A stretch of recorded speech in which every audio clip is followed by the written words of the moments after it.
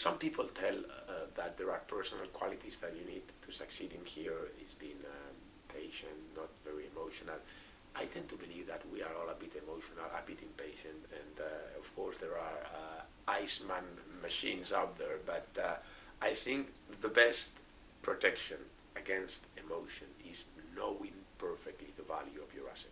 And I will put you an example. If I give you now a brand new Mercedes, and because the owner has to go to Australia, and for whatever reason he has to leave the US, and has only one day to sell you the car, and he sells you the car for $2,000, and you bring a friend of you who is a mechanician and checks the car, and the car is perfect, and you buy the car, even if you are emotional, try to get the same grasp at any of the businesses that you own as the Mercedes for $2,000, and then you have killed the emotions because you know what you buy, and then even if it falls, you become happier. The more it falls, the more you buy.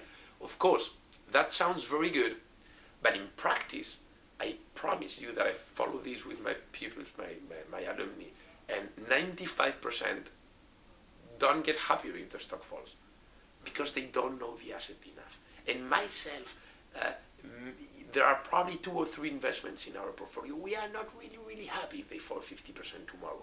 Well, that's what we are always working on, this long tail. But on the other hand, I tell you, 45 out of 50 investments, I would love if tomorrow they fall 50%. That for me is the proof that I don't need to be an emotional. I just need to look at the assets. I mean, I know we've talked about Exor. I know Fiat Industrial cannot go over, cannot disappear in one day because there is a network that gives service to a lot of farmers.